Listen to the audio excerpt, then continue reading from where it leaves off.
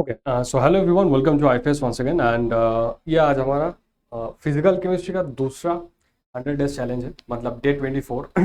तो इसमें अगर आप लोगों ने अटेम्प्ट किए होंगे और ऑब्वियसली अटेम्प्ट किए होंगे, अगर नहीं किए हो तो डेफिनेटली आपको हमारे ऑफिशियल वेबसाइट पे जाके सारे क्वेश्चंस को अटेम्प्ट करना है। जो 5 क्वेश्चंस है, ये सारे क्वेश्चंस में आपको मैंने पहले ही बता दिया था कि टॉपिक वाइज में क्वेश्चन जो है मैं अपलोड करते हुए जा रहा हूँ और आप लोगों को टॉपिक वाइज क्वेश्चन सॉल्व करने को मौका मिलेगा। अब ये जो 100 डेज क्वेश्चन चैलेंज है, इसमें जो हमारा दूसरा दिन का क्वेश्चंस रहेंगे, ये बेसिकली इलेक्ट्रोकेमिस्ट्री से क्वेश्चन है। तो सारे क्वेश्चंस आपको इलेक्ट्रोकेमिस्ट्री से देखने को मिलेगा। बहुत ज़्यादा हार्ड लेवल के क्वेश्चंस मैंने नहीं रखा, क्योंकि क्वेश्चन प्रैक्टिस करेंगे तो और भी बहुत सारे क्वेश्चंस प्रैक्टिस आएंगे।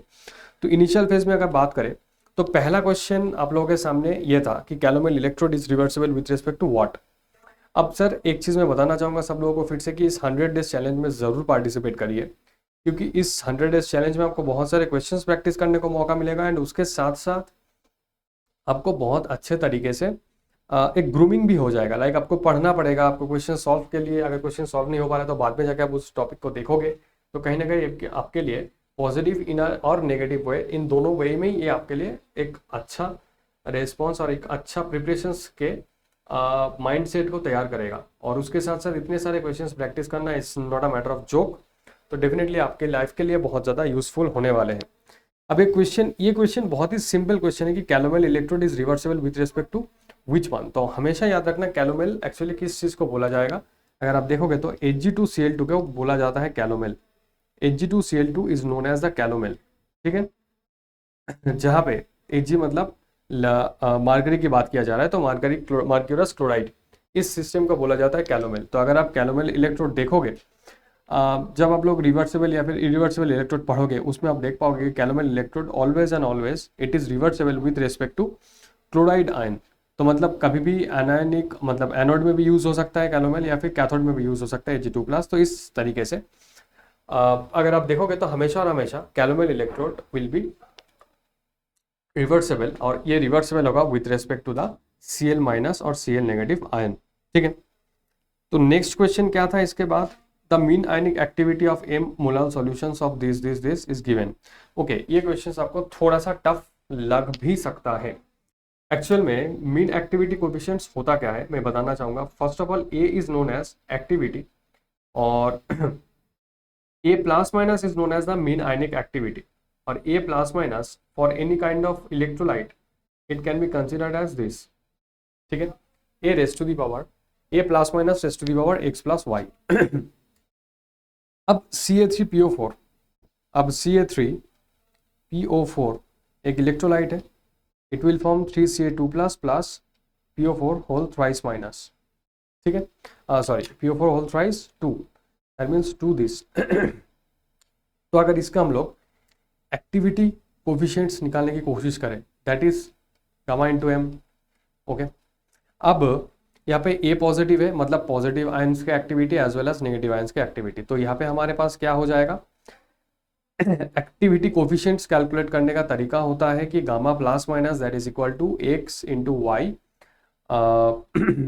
It's like activity is equal to X raise to the power X, Y raise to the power Y, gamma plus minus x plus y into m plus minus, or m is the molarity of the compound is raised to the power x plus y।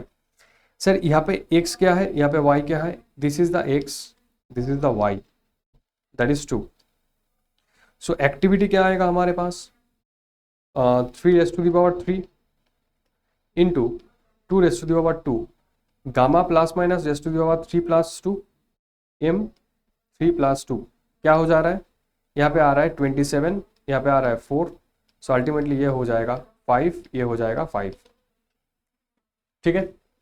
So overall activity हमारे पास क्या आएगा, 108 gamma plus minus M raise to the power 5, ठीक है। अब मैंने क्या बताया था, एक्टिविटी और मीन एक्टिविटी, इसमें डिफरेंस क्या है, activity is equal to A plus minus raise to the power 3 plus 2 that is equal to 5। So that means A plus minus क्या हो जाएगा, आप बोलोगे कि sir activity raise to the power 1/5। तो चलिए एक्टिविटी का वैल्यू यहाँ पे पुट कर लेते हैं, that is equal to 108 gamma plus minus M into raise to the power 5, इसके ये रेज़ टू द पावर 1/5 क्या हो जाएगा, तो रूट ओवर 108 हो जाएगा and into gamma plus minus into M. So that means gamma plus minus के power में और कुछ प्रेजेंट नहीं रहेगा, लेकिन इसके पावर में ये प्रेजेंट रहेगा। सो कौन सा ऑप्शन सही हो रहा है, ये सारे गामा है, ठीक है, ये सारे गामा है, तो obviously option D is not correct, option A is going to be the correct answer for this question, option C हो जाएगा हमारे लिए करेक्ट आंसर। ठीक है, क्लियर है।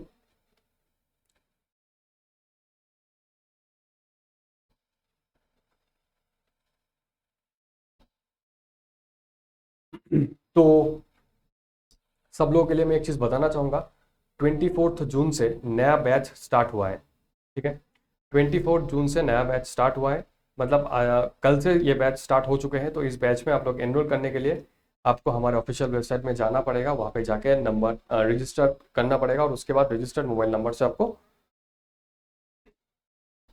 इस बैच में एनरोल करना पड़ेगा। तो IIT JAM CVT chemistry live batch specially जो 2025 को टारगेट कर रहे हो उनके लिए ये बैच स्पेशली लॉन्च किया गया है, ठीक है, उनके लिए ये बैच स्पेशली लॉन्च किया गया है।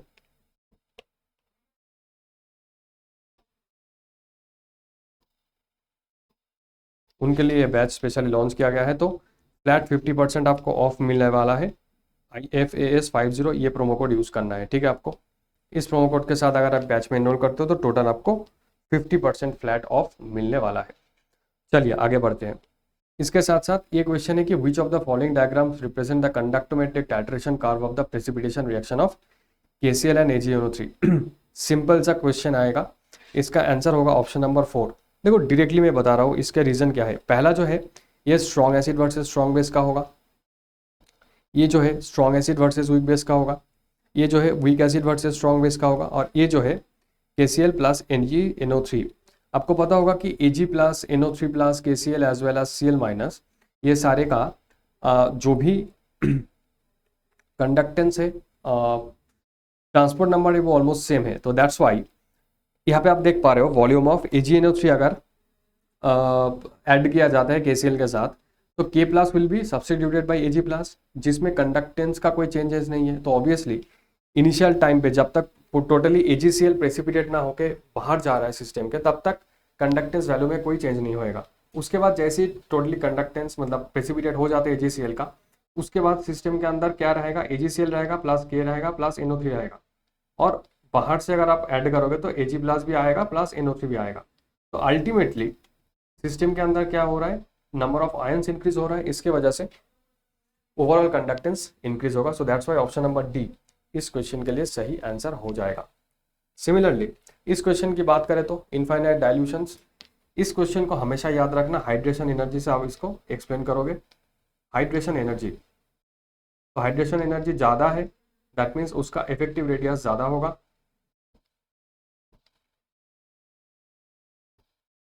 और हाइड्रेशन एनर्जी कैसे ज़्यादा हो सकता है, चार्ज डेंसिटी अगर ज़्यादा है तो, चार्ज डेंसिटी अगर ज़्यादा है तो इसका हाइड्रेशन एंथैल्पी और हाइड्रेशन एनर्जी ज़्यादा होगा।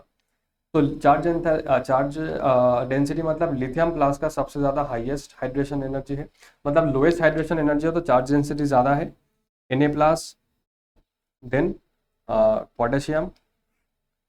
तो ये जो फॉलो है, तो इसके लिए इफेक्टिव रेडियस Li प्लस के लिए सबसे ज़्यादा, Na प्लस के लिए कम और K प्लस के लिए सबसे कम। सो दैट्स वाई कंडक्टेंस का जो ऑर्डर होगा वो एक्चुअली आपको देखने को मिलेगा इस तरीके का। और H प्लस जो है इसका कंडक्टेंस सबसे ज़्यादा है, H प्लस का कंडक्टेंस सबसे ज़्यादा है because of this Grotthuss type mechanism, because of Grotthuss type mechanism. आप लोग पढ़े होंगे इस चीज़ को, तो मैं जस्ट आपको एक्सप्लेन करते दे रहा हूँ ग्रोथर्स टाइप मैकेनिज्म्स में। तो ऑब्वियसली ऑप्शन डी जो होगा ये हमारे लिए करेक्ट आंसर हो जाएगा। ठीक है, समझ में आ रहा है। सिमिलरली लास्ट क्वेश्चन देखते हैं, the molar conductivities of acetate, potassium acetate and HCl at infinite dilution is given to calculate the molar conductivity of ACOH। That means ये कैसे मिल सकता है हमारे पास, इसके साथ अगर हम लोग इसको ऐड करेंगे तो सर हमारे पास OACH मिल तो जाएगा लेकिन KCl प्रेजेंट रहेगा, इसके साथ मुझे KCl को माइनस करना पड़ेगा, तभी जाके हमारे पास HOC मतलब HOAC के मोलर कंडक्टिविटी कैलकुलेट करने का मौका मिलेगा. So that's why molar conductivity at infinite dilution addition value of which of the will be used will be KCl will be required. ठीक है, KCl का रिक्वायरमेंट के थ्रू हम लोग यहाँ पे मोलर कंडक्टिविटी कैलकुलेट कर सकते हैं. कोलरैश लॉ एट इनफाइनाइट डाइल्यूशन.